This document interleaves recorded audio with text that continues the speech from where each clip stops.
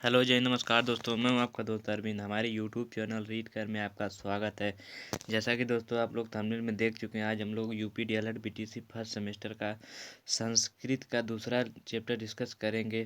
चलिए दोस्तों देखते हैं हमारे दूसरे चैप्टर से हमारे सेमेस्टर एग्जाम में किस टाइप से क्वेश्चन पूछा जाता है। चलिए दोस्तों देखते हैं। संज्ञा, लिंग एवं वचन की जानकारी ये हमारा दूसरा लेसन है। इस चैप्टर से देखिए पूछा जा सकता है किसी संज्ञा किसे कहते हैं, इसके कितने भेद हैं। तो चलिए दोस्तों हम लोग देखते हैं। संज्ञा जिससे किसी प्राणी, वस्तु, स्थान या भाव का बोध होता है उसे संज्ञा कहते हैं। जैसे प्राणियों के नाम, वस्तुओं के नाम, स्थानों के नाम, भावों के नाम।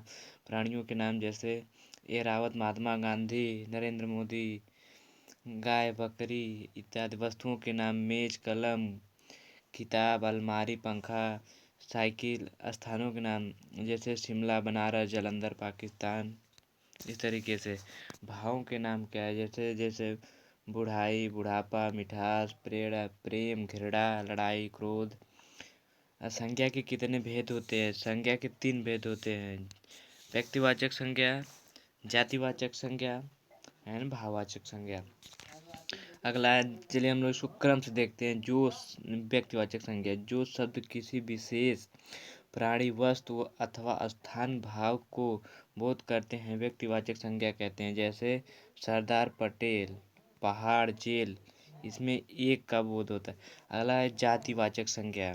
जातिवाचक संज्ञा, जो शब्द किसी प्राणी, स्थान अथवा वस्तु की जाति या समूह का बोध करते हैं जातिवाचक संज्ञा कहलाते हैं। जैसे पुरुष, घर, गेंद आदि। भाववाचक संज्ञा क्या है? जो शब्द किसी भाव, गुण, दोष, स्वभाव आदि का बोध कराते हैं भाववाचक संज्ञा कहलाते हैं। जैसे मिठाई, लड़ाई, बुढ़ापा, ये भाव है इसमें। कुछ विद्वानों अंग्रेजी व्याकरण के प्रभाव के कारण संज्ञा शब्द को दो बतलाते हैं: समुदायवाचक संज्ञा, द्रव्यवाचक संज्ञा। समुदायवाचक संज्ञा क्या है? जिन संज्ञा शब्दों से व्यक्तियों, वस्तुओं आदि के समूह का बोध हो उन्हें सामुदायिक संज्ञा कहते हैं। जैसे सभा, कक्षा, सेना, भीड़, पुस्तकालय आदि। अगला है द्रव्यवाचक संज्ञा। द्रव्यवाचक संज्ञा क्या है? जिन संज्ञा शब्दों में से किसी धातु, द्रव्य आदि पदार्थों का बोध हो उन्हें द्रव्यवाचक संज्ञा कहते हैं। जैसे घी, तेल, सोना, चांदी, पीतल, गेहूँ, चावल, लोहा इत्यादि। अगला है भाववाचक संज्ञा बनने की विधि क्या है?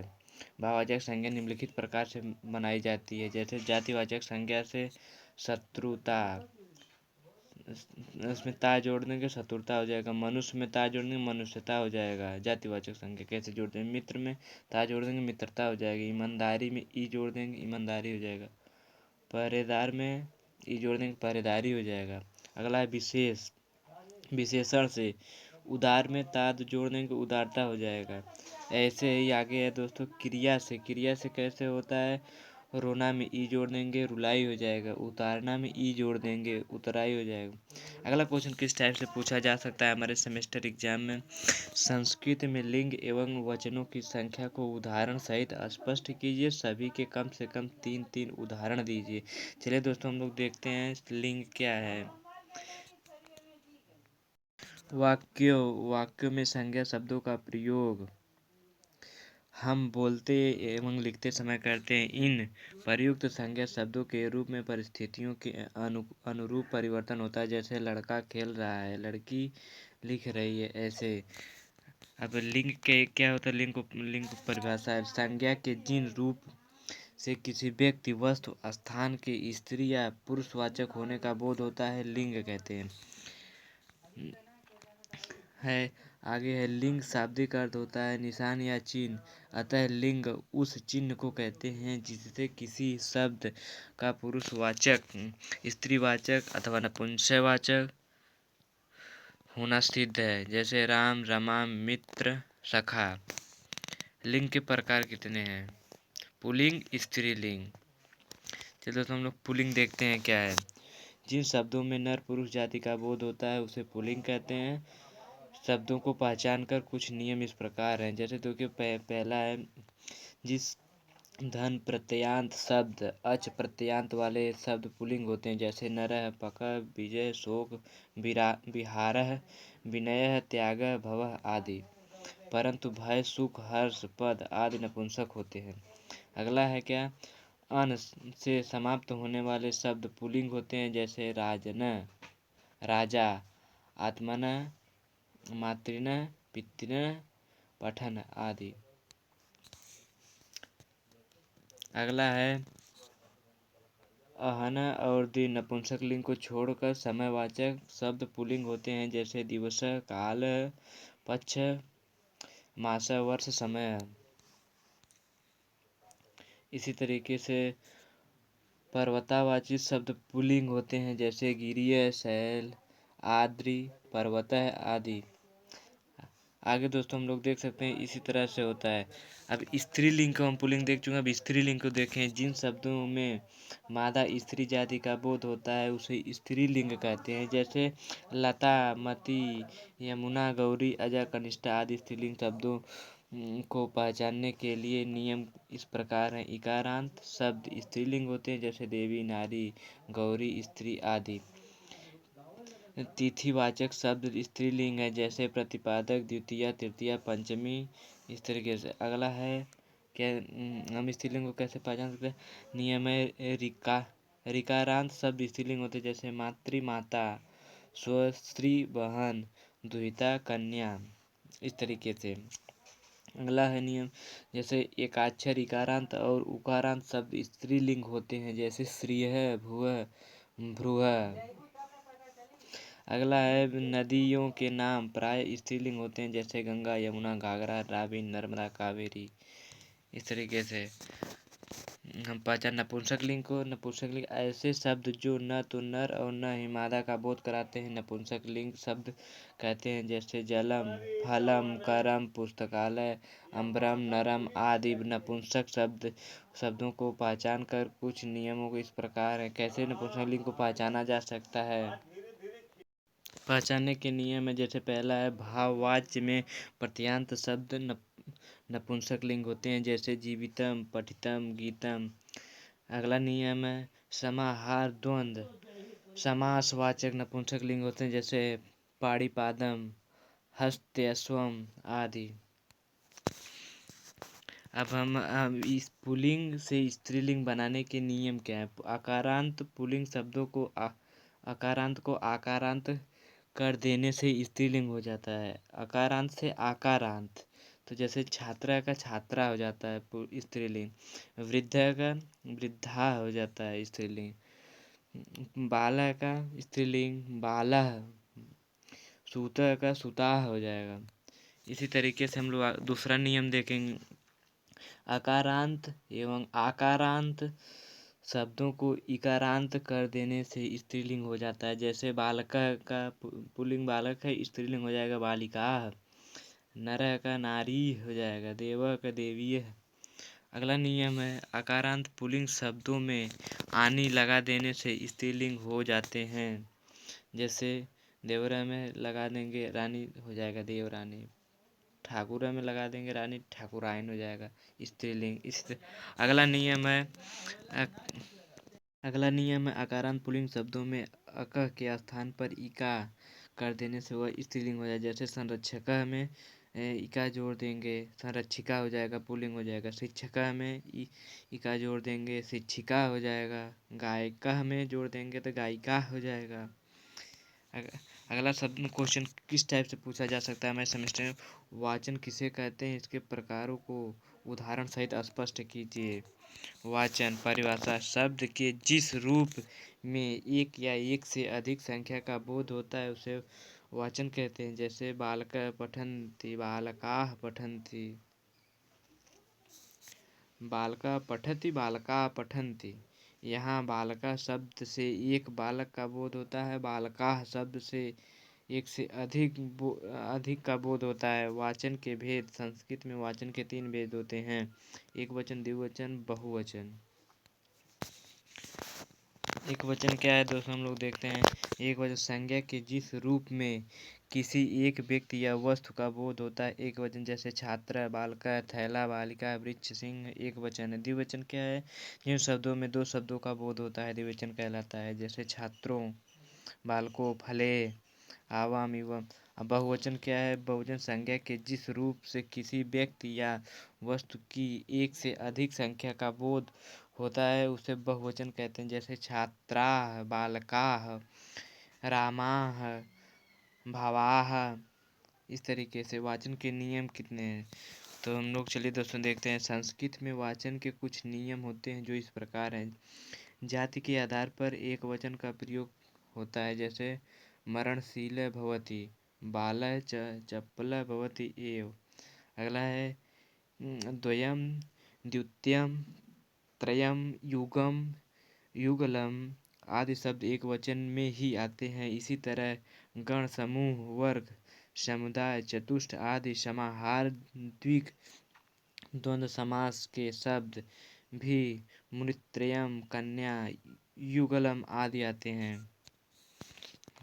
अगला है संस्कृत में नेत्र, कर्ण, हस्त, पादवाचक शब्द प्रायः द्विवचन में आते हैं। जैसे नेत्राभ्याम पश्यामि, पादाभ्याम गच्छति, हस्ताभ्याम कार्यं करोति, त्रोताभ्याम आकर्णयति आदि।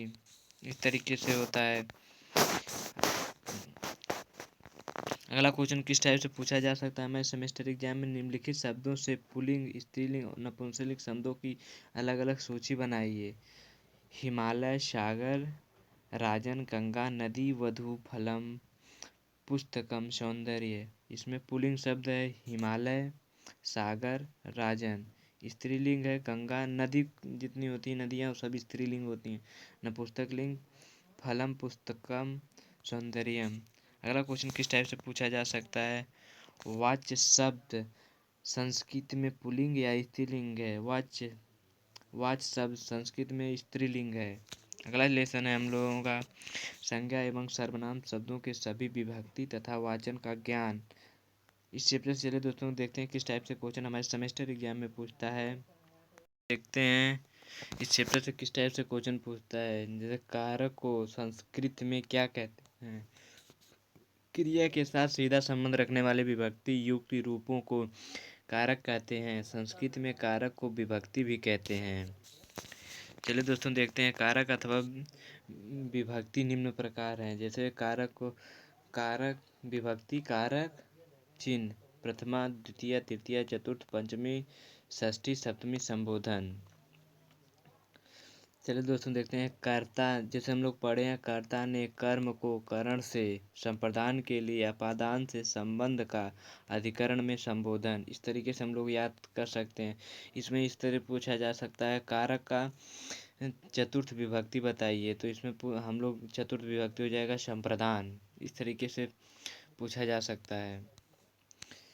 अगला क्वेश्चन किस टाइप से हमारे सेमेस्टर एग्जाम में पूछा जा सकता है? कारक क्या है संस्कृत भाषा में? इसकी प्रयोग विधि लिखिए। कारक क्या है? काम करने वाले को कर्ता कहते हैं। छात्र ने पत्र लिखा। इस वाक्य में हम यह देखते हैं कि छात्र के साथ किस चिन्ह का प्रयोग हुआ है। यहाँ छात्र के साथ ने चिन्ह का प्रयोग हुआ। हम जानते हैं कि छात्र एक वचन है। ने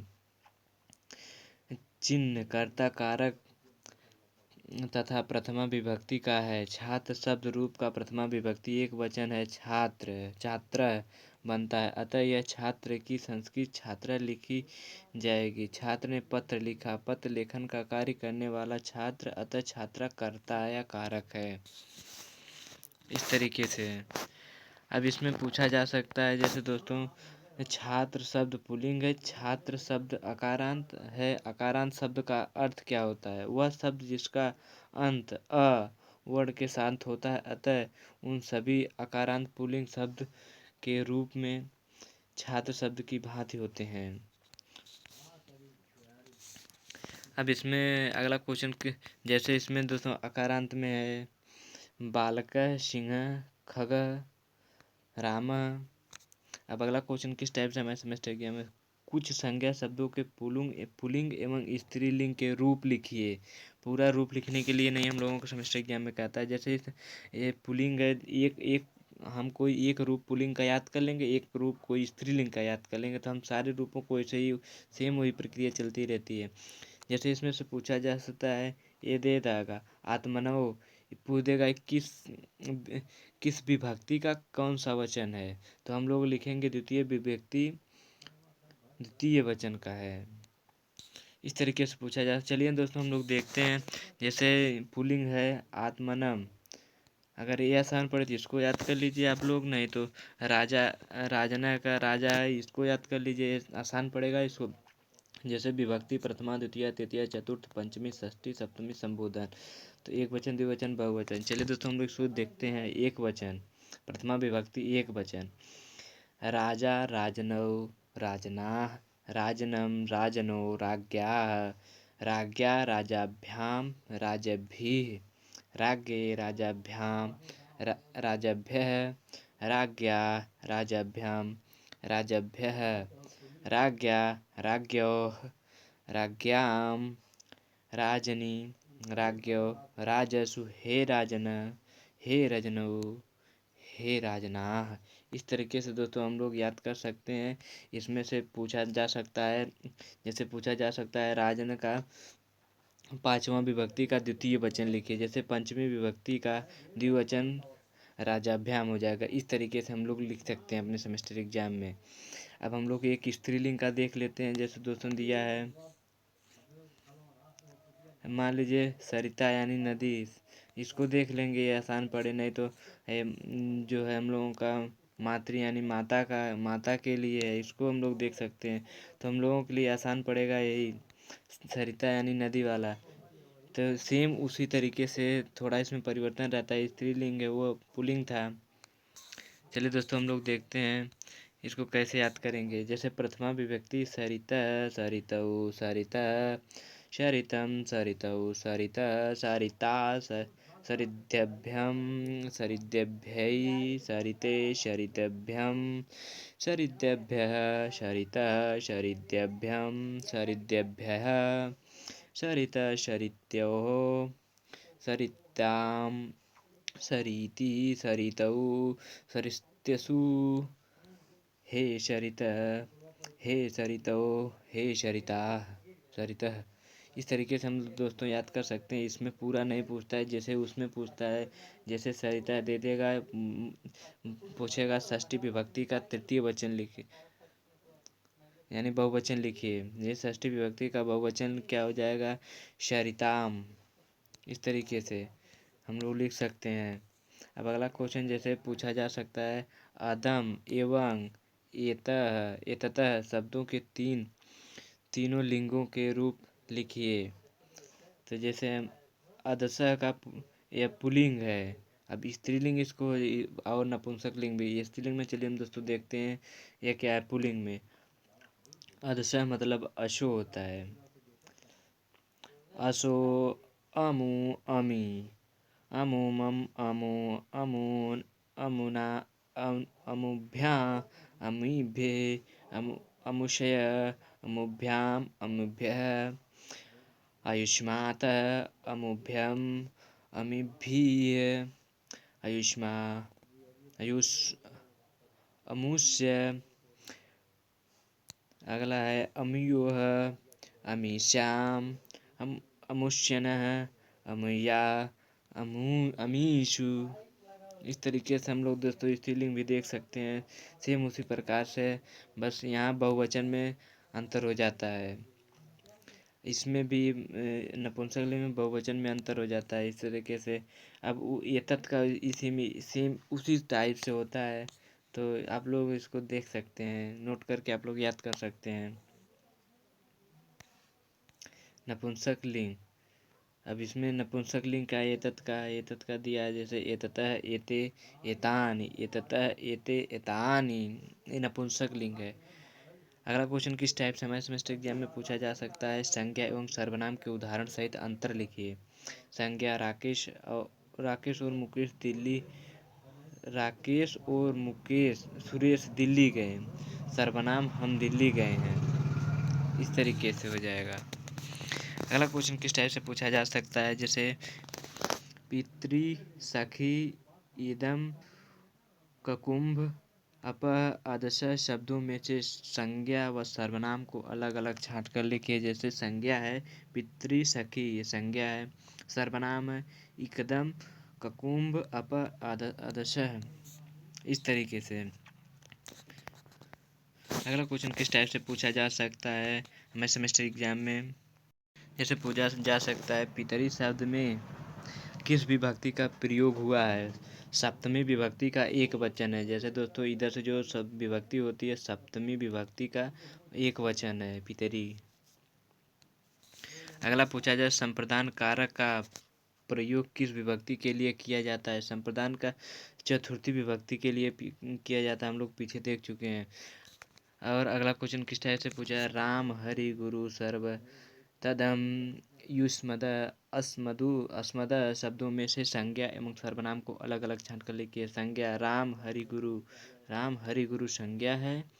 सर्वनाम सर्व तद युष्मद अस्मद ये सब सर्वनाम है। अगला क्वेश्चन किस टाइप से पूछा जा सकता है निम्नलिखित शब्दों में से किन्हीं चार शब्दों के हिंदी शब्द अर्थ लिखिए।